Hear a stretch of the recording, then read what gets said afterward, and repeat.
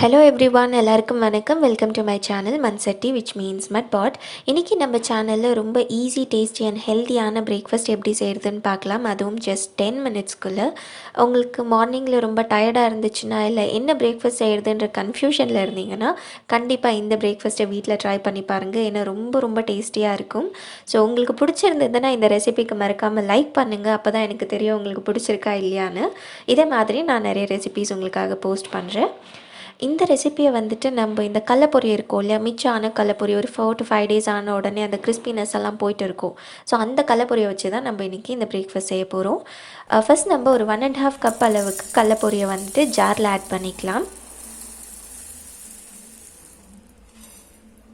இது கூடவே ஒரு பச்சை மிளகா காரத்துக்காக, உங்ககிட்ட காஞ்ச மிளகா இருந்தால் கூட நீங்கள் இதுக்கு யூஸ் பண்ணிக்கலாம்.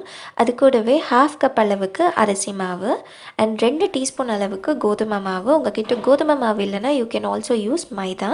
இதை வந்துட்டு இப்போ நம்ம ஃபைன் பவுடராக அரைச்சி எடுத்துக்கணும். இந்த பவுடர் ஒன்ஸ் நீங்கள் அரைச்சிட்டிங்கன்னா 3 to 4 டேஸ் வரைக்கும் நீங்கள் இதை ஃப்ரிட்ஜில் ஸ்டோர் பண்ணி இன்ஸ்டன்ட் தோசா மிக்ஸ் மாதிரி யூஸ் பண்ணலாம். பாருங்கள், இந்த அளவுக்கு நான் ஃபைன் பவுடராக அரைச்சி எடுத்திருக்கேன். இதை நம்ம ஒரு மிக்சிங் பவுலில் சேர்த்துக்கலாம். மிக்சிங் பவுலில் சேர்த்துட்டு அது கூடவே நம்ம pinch of salt and pinch of cooking soda ரெண்டையும் சேர்த்து நம்ம ஒரு வாட்டி நல்லா மிக்ஸ் பண்ணி எடுத்துக்கலாம். இதை மிக்ஸ் பண்ணுறதுக்குள்ளே உங்களுக்கு இந்த ரெசிபி பிடிச்சிருந்ததுன்னா மறக்காமல் லைக் பண்ணுங்கள் அண்ட் உங்கள் ஃப்ரெண்ட்ஸ் அண்ட் ஃபேமிலி கூட ஷேர் பண்ணுங்கள்.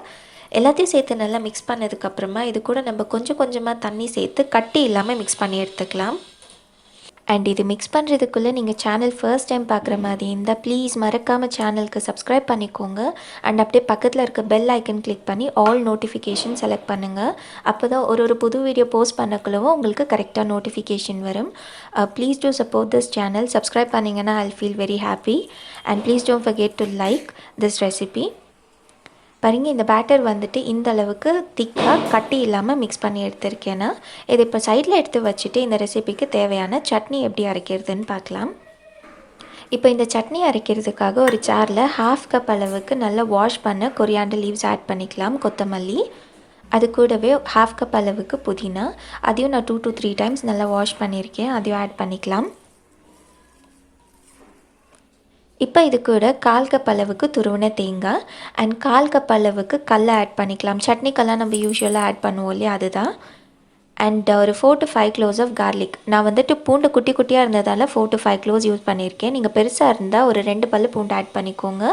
அது கூடவே 2 இன்ச் பீஸ் அளவுக்கு இஞ்சி குட்டி குட்டியாக கட் பண்ணது அண்ட் 2 பச்சை மிளகா, ஒரு 1/2 டீஸ்பூன் அளவுக்கு ஜீரா அண்ட் 1/2 டீஸ்பூன் அளவுக்கு பிளாக் பெப்பர். இந்த சட்னிக்கு தேவையான அளவுக்கு உப்பு அண்ட் இது கூடவே 1/4 கப் அளவுக்கு நம்ம தண்ணி சேர்த்துக்கலாம். இப்போ இது எல்லாத்தையும் சேர்த்து நம்ம ஃபைன் பேஸ்ட்டாக அரைச்சி எடுத்துக்கலாம். பாருங்கள், சட்னி வந்துட்டு சூப்பராக ரெடி ஆகிடுச்சு. இந்த ஹோட்டலெல்லாம் கொடுப்பாங்கள்ல அதே டேஸ்ட்டில் இருக்கும். ஸோ கண்டிப்பாக வீட்டில் ட்ரை பண்ணுங்கள். சட்னி வந்துட்டு சூப்பராக அரைச்சாச்சு. இப்போ நம்ம ரெடி பண்ணி வச்சோம் இல்லையா, அந்த பேட்டர் வந்துட்டு நம்ம தோசை மாதிரி ஊற்றிக்கலாம். பேன் நல்லா காஞ்சதுக்கப்புறமா இந்த பேட்டர் ஊற்றிக்கோங்க. நான் வந்துட்டு இன்றைக்கி குட்டி குட்டி தோசை மாதிரி தான் ஊற்றுறேன், பார்க்க நல்லா க்யூட்டாக இருக்கும் இல்லை, அதனால்.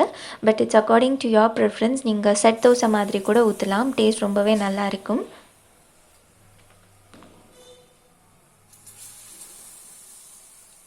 இப்போ இதுக்கு நம்ம மேலே கொஞ்சமாக ஆயில் ஆர் கீ உங்ககிட்ட எது இருக்கோ நீங்கள் அதை சேர்த்துக்கலாம். நான் இன்றைக்கி ஆயில் தான் சேர்க்குறேன். இது ஒரு 1 மினிட் அப்படியே வேக விட்டுருங்க. 1 மினிட் நல்லா வெந்ததுக்கப்புறமா இது இன்னொரு சைட் நம்ம திருப்பி போட்டுடலாம்.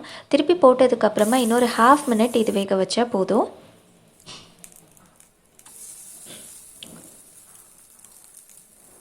பாருங்கள், இது 2 சைடுமே சூப்பராக வெந்துருச்சு. இதை பேன்லேருந்து நம்ம இப்போ எடுத்துடலாம் அண்ட் எல்லா தோசையும் நம்ம இதே மாதிரி ஊற்றி எடுத்துக்கலாம்.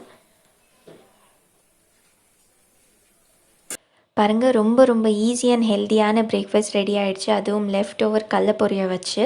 நான் சொன்ன மாதிரி உங்களுக்கு கன்ஃபியூஸ்டாக இருந்துச்சுன்னா இல்லை ரொம்ப டயர்டாக இருந்துச்சுன்னா கண்டிப்பாக இந்த ரெசிப்பியை வீட்டில் ட்ரை பண்ணி பாருங்கள். அண்ட் இந்த ரெசிபி பிடிச்சிருந்ததுன்னா மறக்காமல் இந்த ரெசிபிக்கு ஒரு லைக் பண்ணுங்கள். இதே மாதிரி நான் நிறைய ரெசிபிஸ் உங்களுக்காக போஸ்ட் பண்ணுறேன்.